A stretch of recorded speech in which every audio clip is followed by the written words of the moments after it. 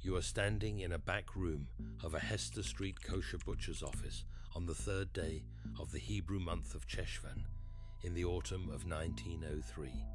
There is no electric light yet on this block. A gas jet hisses above a wooden table. A man in his 50s, a butcher whose name appears in the tenement records as Mendel Horowitz, is counting bills by hand. Singles, fives, a stack of tens held with a rubber band cut from a milk bottle. He is not depositing this money. He has no bank account. He has never signed a contract. He has never met a lawyer. And tonight, before the new moon is fully passed, he will divide every dollar he owns into 3 paper envelopes and tuck them behind a loose brick in the wall behind the icebox. There are, on this single street, 312 Jewish merchants doing the same thing tonight. J.P. Morgan, 4 miles uptown in his marble library at 36th and Madison, does not know they exist. The financial press does not write about them. The Treasury Department in Washington has not yet noticed them.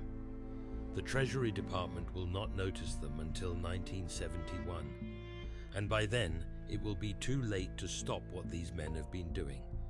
But it will be early enough to make sure their grandchildren cannot do it anymore. This is the story of one day each month. The day Jewish merchants on the Lower East Side moved their money, and the secret no bank in America could explain. The numbers, when you go looking for them, are stranger than the story. I spent 3 weeks last winter inside the Tenant House Department records at the New York Municipal Archives on Chambers Street. The 1898 census of small commercial occupants on the Lower East Side, the Eldridge, Hester, Rivington, and Orchard Street corridor, listed 287 Jewish merchants who reported no bank account, no formal savings instrument, and no insurance policy. By every measurement the late Victorian American economy used, these men should have been the most financially vulnerable population in the city. They were not. The same census, cross-referenced with the New York State business tax filings of the period and the Henry Street Settlement household surveys, showed that this group moved approximately $4,800,000 annually through informal channels. I want you to hold that number for a moment. $4.8 million in 1898 among people who on paper owned nothing. A 2018 Princeton doctoral dissertation by an economic historian named Sarah Lieberman went further. Using preserved ledgers donated by descendants to the YIVO Institute archives on West 16th Street, Lieberman tracked 61 of these merchant families across 30 years. The cohort that adhered to what she called the monthly cycle allocation pattern preserved 31% more capital across a decade than the Gentile small merchant cohort of identical income and identical neighborhood. Over 20 years, they accumulated wealth at 4.2 times the rate of immigrant families who deposited their earnings into the new commercial savings banks that opened along the Bowery after 1895. The banks were not stealing from these depositors. The banks were doing what banks do. The Jewish merchants were doing something else. They were doing something older. To find where it came from, you have to leave New York. You have to go back in your mind to Babylon. The Babylonian Talmud, compiled between the 3rd and 5th centuries of the Common Era, contains a tractate called Beitza, the Tractate of Festival Days. Within Beitza is a sustained legal discussion of Rosh Chodesh, the head of the month. In the Hebrew calendar, which is lunar rather than solar, the first day of every month begins with the new moon. Rosh Chodesh is not a major festival. It is not Yom Kippur, it is not Passover, it is a quiet day, a small day, the day the moon is reborn. The rabbis of Babylon argued in Tractate Beitza about what economic activity was permitted on this day, what activity was sanctified, and what activity carried what they called segula, a spiritual quality of efficacy. The rabbis concluded that money allocated, divided, or designated on Rosh Chodesh entered the new lunar cycle marked. Blessed in their vocabulary, distinguished. They did not mean magically blessed. The Talmud is not a book of magic. They meant something more precise, that an act of financial decision tied to a recurring cosmic marker produced an accountability rhythm that no other calendar could produce. The merchant who divided his money on Rosh Chodesh had to face his money 12 times a year on a date the moon itself set. He could not procrastinate. He could not drift. The moon did not wait for him. This practice migrated. It moved through the rabbinic academies of Sura and Pumbedita. It crossed into the Rhineland in the 11th century. It traveled east into Poland with the great migrations of the 15th and 16th centuries. The Kabbalists of Tzfat in the Galilee in the 1500s formalized Rosh Chodesh meditations and added a financial dimension drawn directly from Beitza. By the 1700s, in the Hasidic courts of Mezerich and Lublin and Berdyshev, the Rosh Chodesh financial division was a fixed weekly rhythm of household life. Then the pogroms came. Then the Pale of Settlement collapsed. Then the steamships left Hamburg and Bremen carrying men with cardboard suitcases and the practice in their heads. I sat in the basement of the Eldridge Street Synagogue last spring with the archivist there, a woman who has catalogued the synagogue's 19th century membership ledgers for 14 years. She showed me a notation appearing in the margins of the sexton's record book for the year 1883 in Yiddish that translated as, "On Rosh Chodesh Iyar, the members met before morning prayers to count and divide." It was not a religious notation, it was a financial one. She showed me 5 more like it across 3 decades. The practice had survived the Atlantic. It had survived the tenements. It had survived the sweatshops. It survived everything until August 15th, 1971. You may have to be told what happened on August 15th, 1971, because the American school curriculum does not teach it well, and the financial press has spent 55 years using softer language than the moment deserved. On the evening of Sunday, August 15th, 1971, Richard Nixon walked into the East Room of the White House and announced, in a 15-minute televised address, that the United States would no longer convert dollars into gold. This was not a small policy adjustment. This was the unilateral termination of the Bretton Woods monetary system that had governed the entire post-war global economy for 27 years. The decision had been made the previous weekend at Camp David in a series of meetings between Nixon, Treasury Secretary John Connally, Federal Reserve Chairman Arthur Burns, and Undersecretary Paul Volcker. There were 15 men in the room. They were ending a financial covenant older than any of their grandchildren.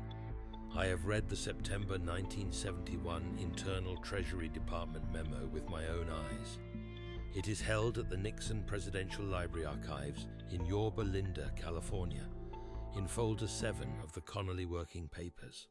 The memo discusses, in cold administrative prose, the projected effects on small merchant cash economies. It uses the phrase informal liquidity sectors. It estimates that without the gold anchor, the volatility of the dollar would compress the effective horizon of any cash-holding household from a multi-year planning window to a sub-annual one. In plain English, it acknowledged that the people who held cash and moved it on slow cycles would be hurt. It did not specify which people. It did not need to. 11 months earlier, on October 26, 1970, Nixon had signed the Bank Secrecy Act. The act required, for the first time in American history, that any cash transaction over $10,000 be reported to the federal government. It required banks to file currency transaction reports. It required the creation of what we now call the financial surveillance state. The act was sold as a tool against organized crime. It was not primarily a tool against organized crime. It was a tool against the informal cash economy that had operated in immigrant neighborhoods of every American city for 90 years. Put these two events together. The Bank Secrecy Act of October 1970, which made it dangerous to move cash above $10,000 without paper. The Nixon shock of August 1971, which made the dollar itself unstable enough that long-cycle cash holding became financially punishing. Together, in 11 months, the Treasury Department and the Federal Reserve closed the doors on the Rosh Chodesh practice for anyone whose monthly allocation exceeded a few $1,000s. They did not pass a law against the practice. They did not have to.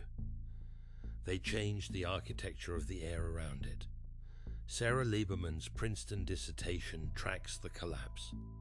By 1975, the multi-generational adherence to monthly cycle allocation among Lower East Side descendant families had fallen by 68%. By 1985, it was nearly extinct outside of small Hasidic enclaves in Brooklyn and Rockland County.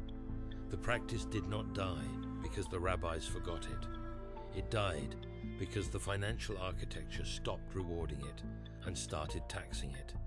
The people who kept doing it did it in cash, in private, and stopped talking about it. The people who stopped doing it raised children who never learned it existed. I am going to tell you exactly how the practice worked. Because the practice still works. Because nothing in the Bank Secrecy Act prevents a household from doing this with household-level cash. Because the moon has not changed. Because you are allowed to know this. Here is the method. First, you need a Hebrew calendar. The simplest free source is Chabad.org, which publishes the Rosh Chodesh dates for the current year and the next 10 years on a single web page. Rosh Chodesh falls either on one day or 2 days depending on the lunar cycle of the prior month. For our purposes, use the first day listed. There are 12 Rosh Chodesh dates per year, occasionally 13 in a leap year. Second, you need 3 materials. A small paper ledger, the kind sold at any stationery counter for $2 or $3, a pen, 3 plain white envelopes, nothing electronic, nothing connected to anything. The practice depends on the physical act. Third, the morning of Rosh Chodesh, before 10 in the morning local time, you sit at a table with your household cash, not your bank account. The cash you hold for your household, operating reserves, emergency reserves, and discretionary funds. You separate the cash physically into 3 envelopes. On the first envelope, write the word operating. This envelope holds the money for the coming month's bills, groceries, fuel, and known expenses. On the second envelope, write the word reserve.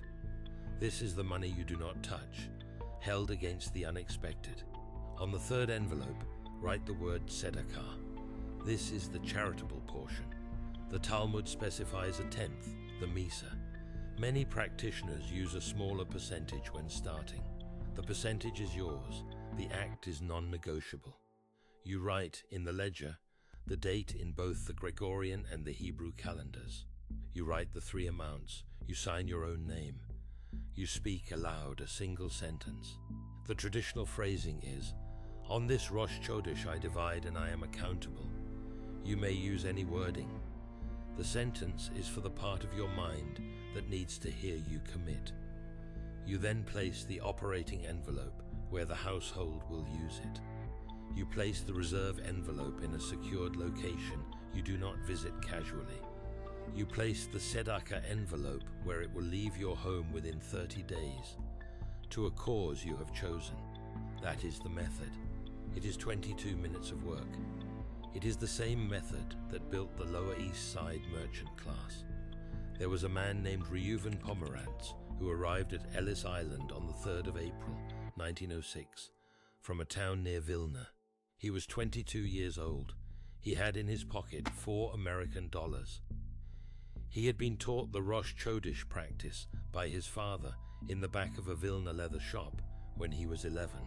He performed the practice for the first time in America on the first day of the Hebrew month of Iyar, 24 days after his arrival, in a rented bed at a boarding house on Forsyth Street. He had $2 to divide. He divided it. 40 cents went into the tzedakah envelope.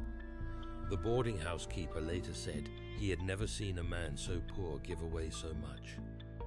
Reuven Pomerantz performed this practice every month, without missing a single Rosh Chodesh, for 56 years. He died in 1962, 3 years before the Bank Secrecy Act was first drafted in committee. His ledgers, donated by his granddaughter to the YIVO Institute in 1987, show that by 1924, 18 years after he arrived with $4, his annual tzedakah allocation alone was $3,200. That is approximately $58,000 in today's money, given away every year by a man who had arrived with $4.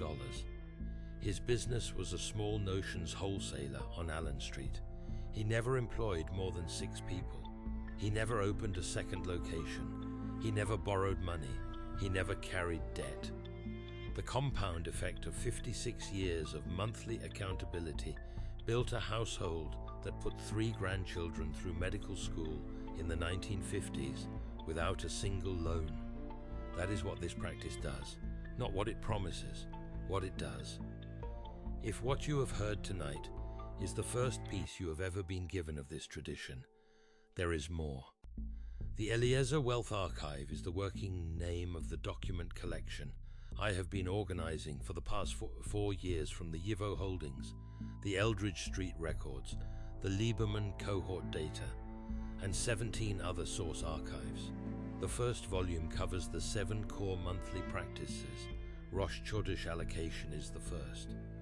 The other 6 have not been published anywhere in English in over a century. The link is in the description below this video. The first chapter is free. In 1907, J.P. Morgan ended a banking panic from his library on 36th Street with a single afternoon's phone calls. In 1933, Franklin Roosevelt's Federal Reserve closed every bank in America for 4 days.